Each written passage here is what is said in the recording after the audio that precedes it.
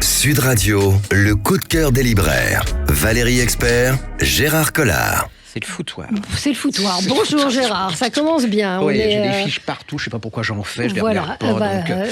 Mais vous lisez trop, il y a trop de choses. Ça fait 30 ans qu'on... Voilà. Alors, vous êtes arrivé avec ce livre que j'ai choisi moi aussi, donc on a les mêmes goûts, c'est pour ça qu'on est ensemble depuis si longtemps. Oui. Et donc, Caroline... Allez, regardez voilà, Caroline et John, La malédiction Kennedy, Stéphanie Desortes. Alors, Stéphanie Desortes, nous, on l'adore parce qu'elle a un talent fou pour raconter... l'histoire, la petite histoire dans la grande histoire. On avait adoré Pamela, la maîtresse de Winston Churchill, morte à Paris, ambassadrice des États-Unis dans la piscine du Ritz. Les sœurs Livanos, là c'était en lien avec Aristote Onassis. Jackie Ely, c'était Jackie Kennedy et sa sœur. Et donc, cette fois-ci, c'est le couple Caroline Bessette et John Kennedy, couple mythique. Ah ouais. Alors, moi, je connaissais, vous savez, le côté mythique, justement. Oui. Ils étaient beaux, elle était belle, ils étaient intelligents, ils se tuent en avion, point final. Mais en fin de compte, c'est pas que ça, hein. C'est aussi ça, mais ça, c'est l'image publique. Et là, dans ce bouquin, c'est une raconteuse d'histoire. C'est très documenté. Mais tout ce qu'elle fait, c'est pas Voici, hein. C'est vraiment, elle va au fond des choses. Voici aussi, ils ont des bonnes infos, parfois. Pardon ? Voici aussi, ils ont des bonnes infos. Chacun son truc. Et là, elle va au fond des choses et elle a cet art de raconter aussi. C'est-à-dire que elle met ça en lumière et tout. C'est vraiment extraordinaire. Parce qu'à la fois, il y a la malédiction des Kennedy avec les avions. Moi, j'ai découvert, je connaissais les choses par petits morceaux, mais il y a effectivement Joseph Kennedy qui est mort dans son... un des frères, Joseph Kennedy Jr. pendant la guerre. Il y a la sœur Kathleen qui meurt à 28 ans dans un accident d'avion en France. Enfin, il y a quand même une sacrée malédiction sur cette famille. Et Jackie Kennedy a toujours eu peur pour son fils, lui interdisant de toucher aux avions. Et il lui a fait la promesse sur son lit de mort qu'il n'a pas tenu. Il n'a pas tenu, non. Et alors, il n'y aurait pas eu John Kennedy s'il n'y avait pas eu le premier accident d'avion du frère, parce que tout le père tenait son... Pour lui, celui qui devait lui succéder, c'était le frère. Et bon, ce qui est quand même extraordinaire c'est là où on voit que c'est maudit, c'est-à-dire que ce couple, moi je pensais que ça allait très bien, mais en fin de compte, le couple il se déglingue. On pénètre dans tout le New York des années 90, c'est-à-dire que le côté chic, un côté bling-bling, pas eux, hein, parce qu'eux, ils sont vraiment dans le top du chic, mais il y a la drogue, et là, leur couple, en fait, je ne savais pas, ils tombaient en quenouille, hein, c'est-à-dire que... Et là, le John dit à sa femme, Caroline, c'est Caroline, oui. Caroline, pour essayer de remettre le mariage sur les rails, on va aller à un autre mariage d'amis, et elle veut pas y aller. Et elle veut pas y aller, donc elle dit non, je veux pas y aller, et c'est sa sœur à elle qui la convainc et qui lui dit c'est le mariage de la cousine de John Kennedy, Rory, si je dis pas de bêtises, et donc il y a lieu à Yannisport, qui est le fief des Kennedy, et c'est la sœur qui a un fiancé et là ils vont disparaître tous les trois. Mais c'est très bien amené, parce que tous les trois, la sœur aussi. Mais c'est-à-dire ce qui est intéressant et que moi je n'avais pas lu jusqu'à présent, c'est en fait la descente aux enfers de cette femme, Caroline Bessette, qui est, alors j'ai découvert ça, toujours une icône de la mode. Il y avait un grand article dans le Figaro la semaine dernière qui montrait qu'il y a des sites, il y a des Instagram qui répertorient ses vêtements, parce qu'elle était absolument magnifique, magnétique, lui en était fou amoureux, et elle était restée amoureuse de son premier amour, qui était une espèce de gravure de mode qui a joué dans Alerte à Malibu, et qu'elle était cocaïnomane, qu'il y avait des crises, elle ne supportait pas les photographes. Donc effectivement, quand on devient Madame Kennedy, on doit se douter qu'il va se passer des choses. Et dans l'absolu, elle est presque plus célèbre. Quand on va sur YouTube, quand on regarde toutes les podcasts et tout ça, c'est elle la plus célèbre. C'est-à-dire que c'est elle dont on parle dans l'absolu, qui est la plus mystérieuse. Et puis il y a ce mariage absolument incroyable entre elle et lui sur Géorgie, sur la petite île de Cumberland. C'est hallucinant, hein, où on voit comment c'est un secret, où tout le monde, c'est vraiment les proches qui vont être là. C'est vraiment et c'est le côté cauchemar. C'est-à-dire, moi je leur envie pas leur vie. Enfin, c'est-à-dire qu'ils sont beaux, ils sont riches, ils sont intelligents et ils ont tout pour être heureux. Et en fait, ça va pas. Derrière, il y a beaucoup de fêlures. Et puis, ils ont le drame qui les menace. Ils ont, en fait, il faut peut-être pas être si beau, si riche, voilà. Et puis il y a ce côté, je pense, de John Kennedy qui se sentait invincible aussi, parce qu'on voit, et elle le raconte très bien. On va pas tout vous dévoiler parce qu'il faut le découvrir dans le livre, mais on voit comment lui est obstiné, sûr de lui, et comment il court à sa propre mort. C'est un dieu. Enfin, pour lui, c'est vraiment un fils de dieu et de déesse. C'est-à-dire, ils sont dans un autre monde. Il y a l'aventure avec Philippe Aki du journal Georges aussi. Enfin, il y a plein de choses dedans. C'est vraiment fabuleux.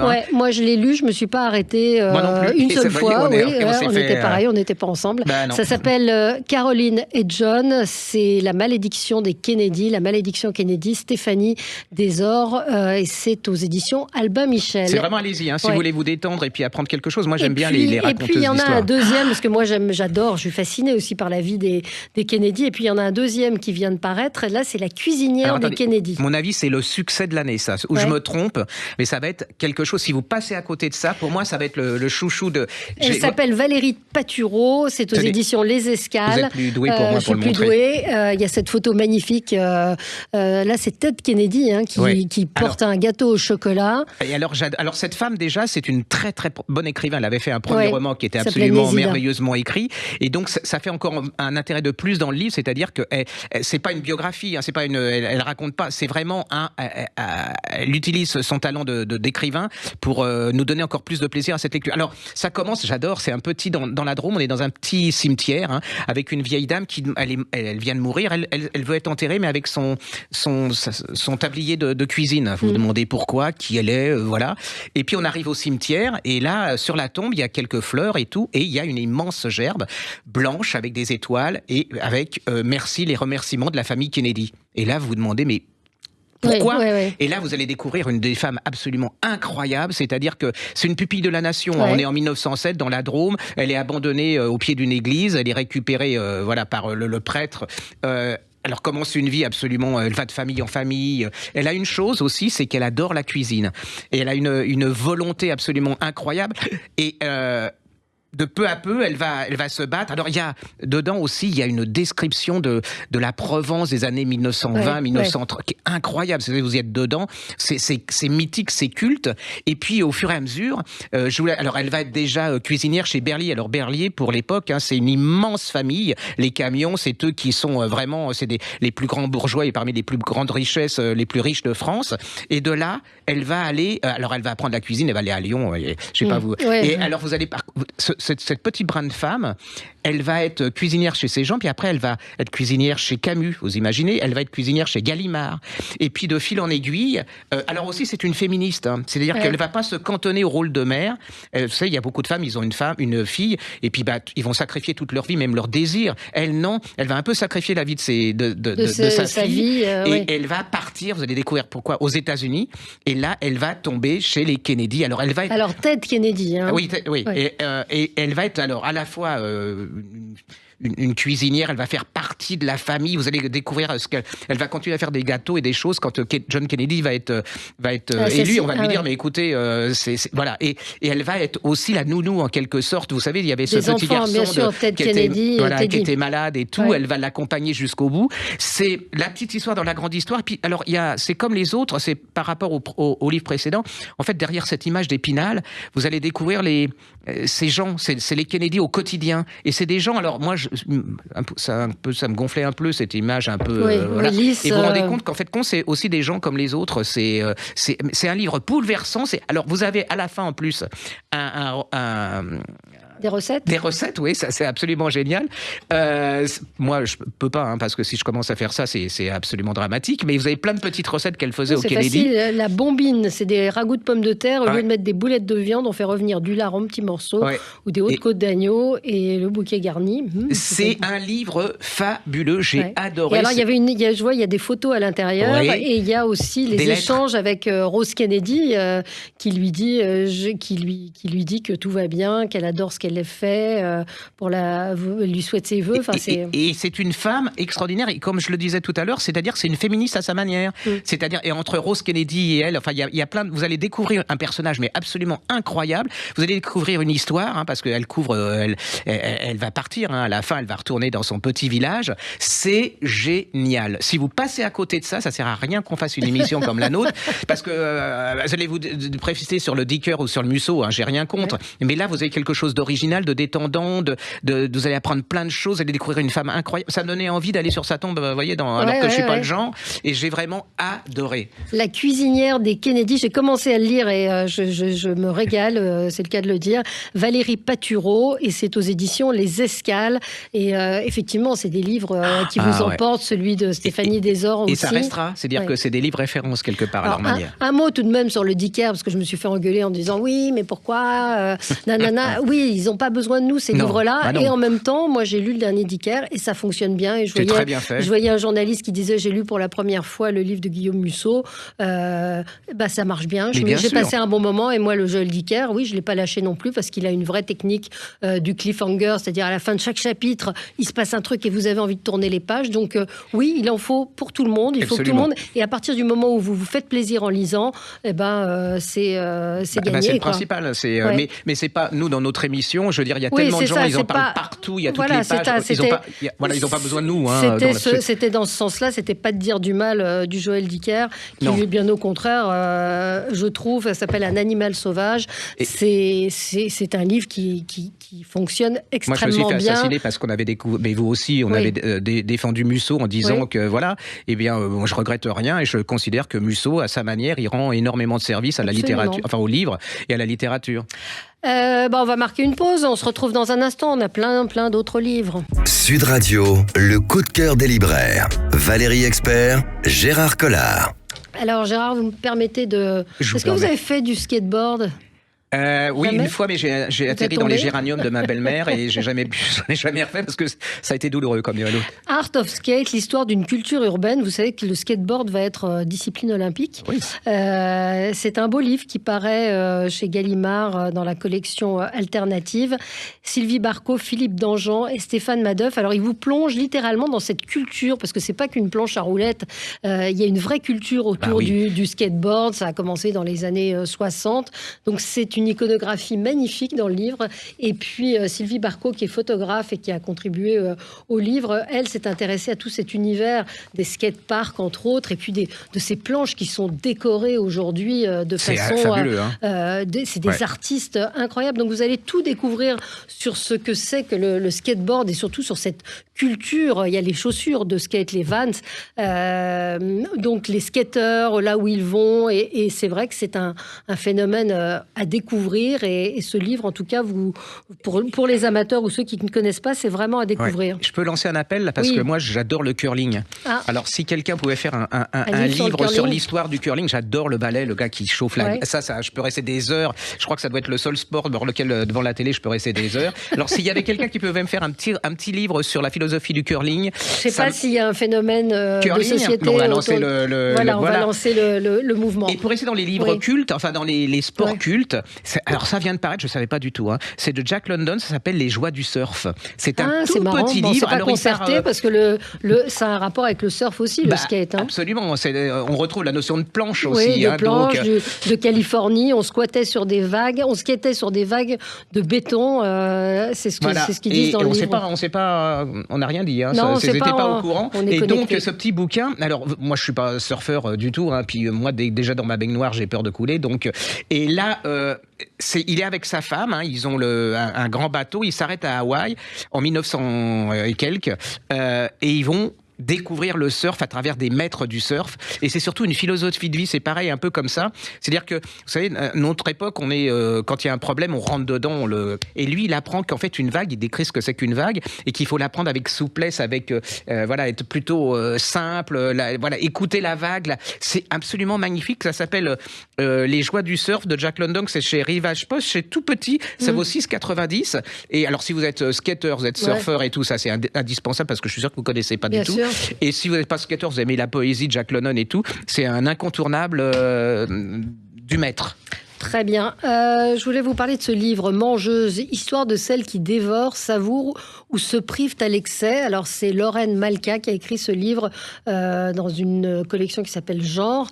Et elle s'est intéressée, en fait, à l'alimentation des femmes et au fait qu'on a brimé la gourmandise des femmes. Alors, on date ça souvent, des régimes. Pas que des femmes. Hein.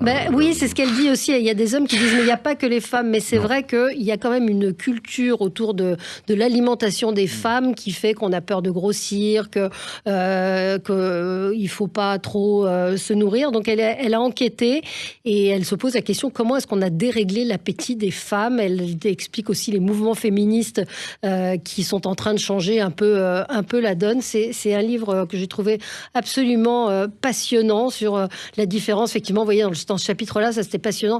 Gourmette versus gastronome. Les femmes sont gourmettes et les hommes sont gastronomes. Il y a une vraie différence. Il y a beaucoup de choses à faire là-dessus. Voilà, il y a vraiment deux choses. Les désordres alimentaires, qu'est-ce que ça signifie? C'est passionnant. C'est relativement moderne, parce que quand on regarde les grandes cocottes du début du XXe siècle, elles sont pulpeuses. Quand on regarde les tableaux, Rubens, elles sont pas anorexiques. Voilà. Et c'est arrivé après, je pense, avec... c'est venu beaucoup des États-Unis, avec la culture de l'image, et ainsi de suite. C'est vraiment tout nouveau. Hein. Ça, c'est relativement nouveau. Non, parce qu'elle remonte aussi à Platon, à Kierkegaard aussi. Ah oui. Donc, non, il y a une vraie enquête. C'est aux éditions Les Pérégrines, et je vous le conseille. C'est vraiment, vraiment intéressant. Alors, quand on va rester chez les femmes, avec le roman de Thomas Negaroff, Les vies rêvées de la baronne d'Ottingen, chez Albin Michel. Alors, j'avoue que je connaissais pas la baronne d'Ottingen. Alors, est-ce que c'est vrai ou pas? Il dit que c'était quelqu'un qui était important pour son grand-père. Enfin, ça commence, il retrouve des documents dans le bureau de son grand-père. Bon, c'est peut-être vrai, j'en sais rien du tout. Et alors, elle, c'est quelque part, c'est une femme d'origine plutôt riche. Enfin, ils ont de l'argent, c'est des grands bourgeois. Elle vient d'Ukraine. Sa famille a de gros revenus et elle en a marre de sa mère qui la tient dans un carcan, vous savez, comme à l'époque, c'est-à-dire elle décide de se marier, elle va se marier avec le pauvre type, il est plutôt, elle va l'utiliser, elle va devenir baronne d'Ottingen, et puis à un moment, elle décide de partir à Paris parce qu'on est début du siècle et que Paris c'est le Graal, c'est où tout se passe, et là elle va découvrir, alors elle a beaucoup d'argent aussi, elle part avec quelqu'un comme son frère de cœur et ils vont découvrir le monde de l'époque, c'est-à-dire à Guillaume Apollinaire, Modigliani, elle va être... La couverture est très belle. Ah oui, elle écrit, elle peint, elle voyage. Et puis il va arriver une chose, c'est que il y a la révolution de 1917, et avec la révolution de 1917, les communistes arrivent au pouvoir dans l'Est, et elle n'a plus de revenus, et c'est là elle devient pauvre, elle est solitaire, tout le monde l'abandonne. Et on voit, il y a un passage qui est terrible où elle a des peintures d'Apollinaire, de tous les plus grands. Et ils viennent lui prendre parce qu'elle a plus d'argent, elle va se retrouver toute seule. C'est un magnifique roman, c'est la découverte d'une femme. Et puis elle, c'est pareil que, c'est comme les précédents, c'est-à-dire que c'est ces femmes qui ont pris le pouvoir, quoi. C'est-à-dire qu'elle a pris son destin en main, elle a été contre les conventions de l'époque, elle s'est battue dans un monde d'hommes, parce que là-dedans, en fin de compte, il n'y a que des hommes. Et elle va prendre sa place, mais quelque part on va lui faire payer quand même. Donc, et puis il y a le côté argent, voilà, c'est vraiment magnifique. Il a un art du portrait qui est psychologiquement, on sent bien la personne que c'était, et on sent bien une époque. C'est très documenté aussi. Il a son style, le premier qu'il avait fait aussi sur le pianiste de Hitler, qui était assez. Et je trouve qu'il n'a pas assez de succès par rapport au contenu et à la découverte que c'est. Donc, et la couverture en plus du livre, j'adore. Donc, Fuzzi, le pianiste d'Hitler, c'était paru chez Gallimard. C'est des personnages comme ça, assez troublants. Ouais. Et là, ça s'appelle Les vies rêvées de la baronne d'Ottingen, et c'est chez Albin Michel également. Alors, quelqu'un m'a vu consulter ce livre, le dictionnaire amoureux de la traduction. Ah oui, mais ça, c'est très important. De José Camoun. Oui. Et on me dit, mais qu'est-ce que tu lis? C'est capital, moi, je trouve. C'est un livre absolument sublime sur la langue française, sur la langue en général, sur ce que signifie la traduction. Enfin, moi, je sais que ça m'a passionné. Là aussi, que c'est un bouquin d'une érudition, mais accessible à tout le monde, contrairement à ce que certains disent. Et un dictionnaire amoureux, c'est la manière dont cette femme, José Camus, ressent son métier de traductrice. Elle est agrégée d'anglais, titulaire d'une licence en anthropologie sociale, et donc c'est passionnant. C'est des gens capitaux. Enfin, pour la littérature étrangère en France, c'est des gens sans qui certains écrivains peuvent être tués ou mis en valeur, quoi. Je veux dire, il y a les premières traductions de Virginia Woolf où c'était pour ainsi dire incompréhensible. Il y a une nouvelle traduction et on a redécouvert une autre Virginia Woolf. Toute la littérature américaine, italienne maintenant, ça tient à l'auteur, hein, mais s'il n'y a pas le talent de la traductrice qui se met à la place de l'auteur, c'est absolument. Moi, je trouve. Alors, on l'avait fait pendant un moment, c'est de mettre systématiquement quand on parlait d'un livre étranger, de mettre la traduction. Et je trouve que là, on a un peu arrêté ça, mais vraiment, c'est vraiment les gens sont pas assez conscients de l'importance de ces gens. Elle parle aussi du rapport, parce qu'elle est traductrice, et moi j'adore Philippe Roth, et elle raconte la difficulté parfois avec certains écrivains, quand on est traducteur, de travailler. Ouais. Et il y a un chapitre consacré à Philippe Roth, le réversible, et elle raconte qu'elle était étudiante en anglais, et que elle l'a approché, et que c'était pas quelqu'un de particulièrement facile, absolument. Et donc, non, lisez, franchement, si vous vous intéressez à la langue, à la littérature, Babel, elle raconte Babel, l'histoire de Babel. Babel, ce pays, où cette tour où tout le monde parlait la même langue, et Dieu décide qu'il envoie tout baldinguer aux quatre coins du monde, et que les hommes ne peuvent plus se parler entre eux. La nécessité de parler du langage, c'est un dictionnaire magnifique, dictionnaire amoureux de la traduction chez Plon, José Camus. Il vient de paraître en poche de Hisashi Kashiwai, le restaurant des recettes oubliées. C'est j'ai lu. Oui, c'était bien. Et ça. J'adore. En fait, c'est un restaurant. C'est une mère et sa fille qui tiennent un restaurant. Et leur truc, c'est de demander aux gens qui vont venir déjeuner ou dîner chez eux la recette qui a changé leur vie. Et elles vont faire des recherches pour que quand ils vont venir déjeuner chez eux ou dîner chez eux, ils retrouvent la recette de leur vie et ils se remémorent toute leur vie. C'est absolument génial, c'est savoureux, c'est intelligent, c'est fin. Je trouve qu'en ce moment, il y a plein de traductions japonaises sur ce genre de thème qui sont assez sympathiques. Alors, il faut se méfier parce qu'il y a aussi, quand les éditeurs ont un truc, ils déroulent le truc, mais ça, on l'avait lu en grand format. Ouais, et là, c'est vraiment une très pure sympa. merveille. On finit avec des petits livres pour enfants. Ouais. Il y a celui-ci, Émile Jadoul, donc c'est l'auteur. On dit merci. Oui, dit le petit oiseau, c'est un petit lapin que j'ai trouvé très très mignon. On dit bonjour aussi. Le dessin est sympa et franchement, moi, pour être entourée de petits enfants, je vois que les livres, c'est magique. Hein. Vous vous asseyez avec un livre, avec un enfant, il vous écoute et il lâche les écrans. Et c'est très important.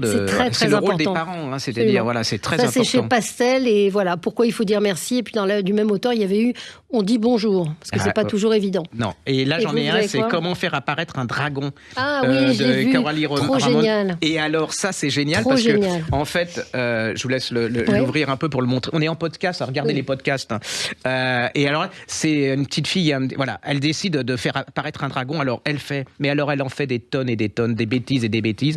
Alors elle va déjà dans le jardin, elle arrache les fleurs, elle va après dans la salle de bain et tout, on se rend compte que le dragon, il va être là, mais c'est sa maman, parce que la maman, elle en a ras-le-bol de tout le foutoir. C'est absolument génial, c'est drôle, j'adore ce genre d'album où ça apprend l'humour aux gens, parce que je trouve qu'à notre époque, ce qui manque le plus, c'est le recul et l'humour. Donc, ça serait bien de montrer que le recul et l'humour, ça existe. Et ça s'apprend très jeune. C'est important. Ça s'appelle Comment faire apparaître un dragon, Coralie Ramon et Agnès Ernoult, et c'est chez Margot. C'est très très drôle. C'est donc elle cherche tous les ingrédients, elle fout le bazar.